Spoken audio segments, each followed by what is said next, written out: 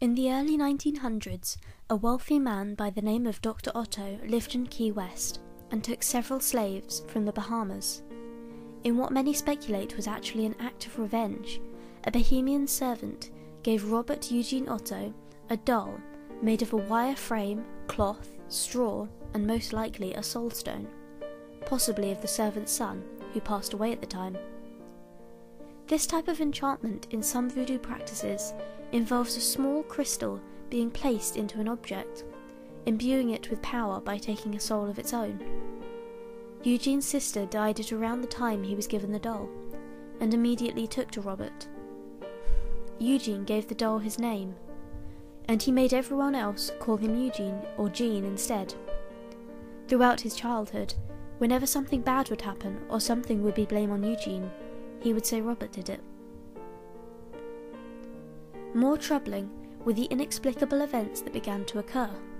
Glassware and silverware thrown about the dining room, servants locked out while on their nightly rounds, clothing torn up, and bedding in rooms long unused, disturbed and crumpled on the ground. Other beloved toys belonging to Eugene began to turn up mutilated and brutalized, while deep in the night there was the sound of giggling.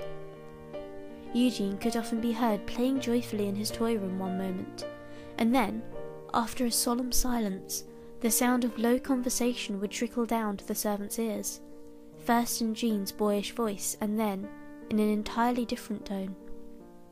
Sometimes Eugene's voice would sound agitated, but the responding voice only sounded insistent, and it was these moments that began to trouble first the servants and then Mrs. Otto most.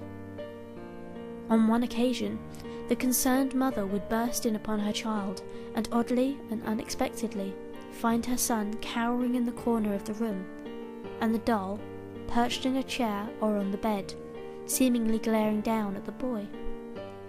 Eugene would continue to have a close relationship with Robert until he left to study art in Paris, and he would meet his future wife Anne there.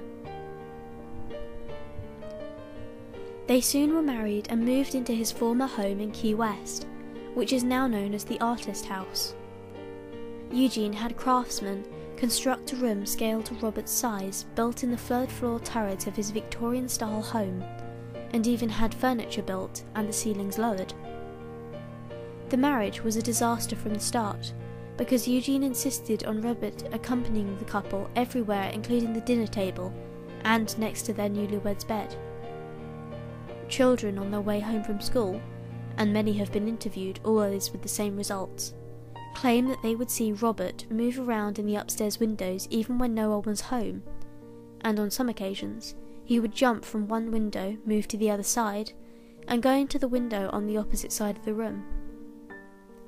As Eugene aged, he became increasingly abusive to Anne, and it was discovered that on many occasions he would lock her in a slanted closet beneath Robert's room under the stairs for several days at a time.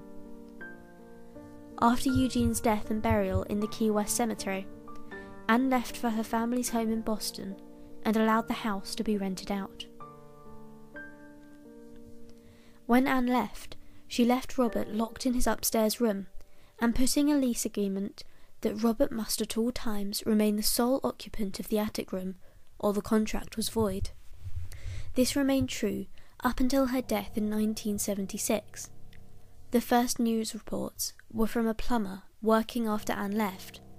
The plumber reported, "I was doing some work in the larger part of the attic of the house.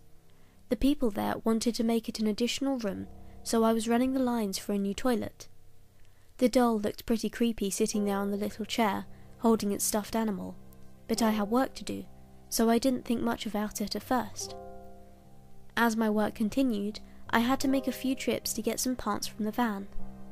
Each time I returned, I could swear the doll had moved a little bit. Like I said, I had work to do, so I ignored it as much as I could. But when I was just about finished with the job and started descending the stairs, I heard a little kid giggling behind me. When I turned around, the doll was on the opposite side of the room.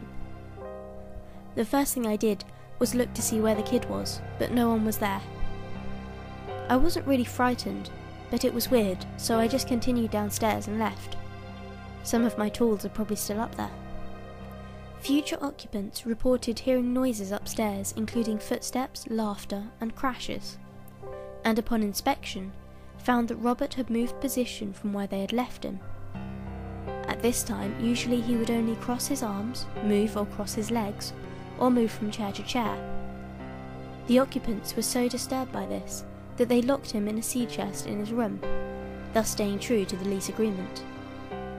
Robert was committed once again to an attic box, but this is said to have pleased him no more than it did the first time it was tried, and the nights became unbearable for the new owners, who reportedly found Robert in all manner of places in all manner of predicaments.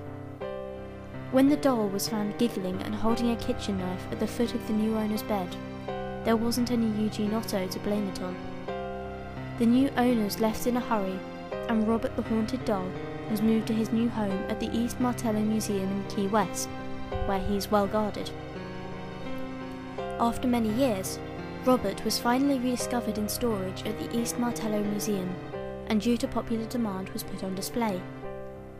Many people have speculated that Robert was losing energy when he was locked in the chest for those many years. However, now that he once again has human contact, he is draining energy.